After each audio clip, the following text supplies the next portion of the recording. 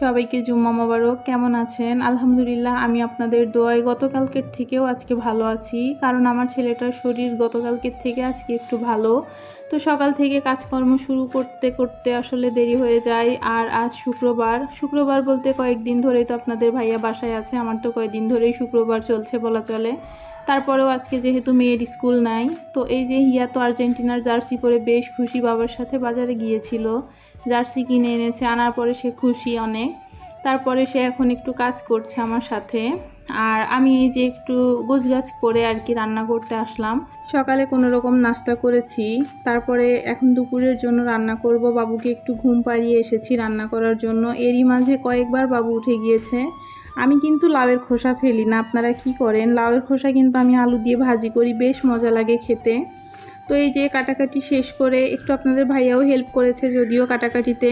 তো ডিম দিয়ে লাউ রান্না করব আজকে। ভাবলাম মাছ তো খাচ্ছি রেগুলার, আজ একটু ডিম খাবো, আর লাউ দিয়ে ডিমটা আমার বেশ পছন্দের। তো এখন আমি ডিম দিয়ে লাউ রান্না করব। চুলা জ্বালাচ্ছি, আবার বন্ধ করছি, বাবুর কাছে যাচ্ছি। বাবুকে একটু ঘুম পাড়িয়ে রেখে এসেছিলাম, সে তো বারবার উঠে পড়ছে, কি আর করার, ছোট বাচ্চা থাকলে এভাবেই কাজকর্ম করতে হয়। যদিও আপনাদের ভাইয়া বাসায় আছে, কিন্তু বাবু অসুস্থ থাকাতে কারো কাছেই থাকছে না, শুধু আমার কাছেই থাকবে, তার বাবার কাছে থাকছে না। এজন্য কাজকর্ম কিছুটা আপনাদের ভাইয়া করে দিচ্ছে, আর আমি বাবুকে রাখছি।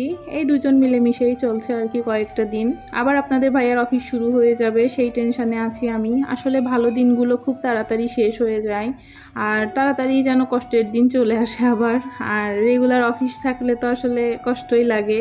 মাঝে মাঝে একটু এরকম ছুটি থাকলে ভালোই হয়, কিন্তু পুলিশের চাকরি করলে তো আর ছুটি পাওয়া যাবে না, এটা মেনে নিতে হবে।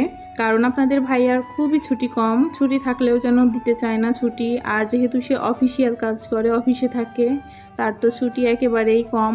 তারপরেও বাচ্চার অসুস্থতার জন্য ছুটি নিয়েছে এবার বলে বলে। তো যাই হোক, এখন এই যে আমার রান্না প্রায় শেষের দিকে, লাউ দিয়ে ডিম রান্না করছি। এরই মাঝে বাবু দুইবার উঠে পড়েছে। আর দুঃখের কথা হচ্ছে কি, রান্না শেষ করতে করতে বাবু ওইদিকে বিছানা থেকে ফ্লোরে পড়ে গিয়েছে, অনেক জোরে ব্যথা পেয়েছে, অনেকক্ষণ কান্না করেছে। তাকে থামানোর চেষ্টা চলছে, তারই মাঝে আবার আসছি একটু করে রান্না দেখতে।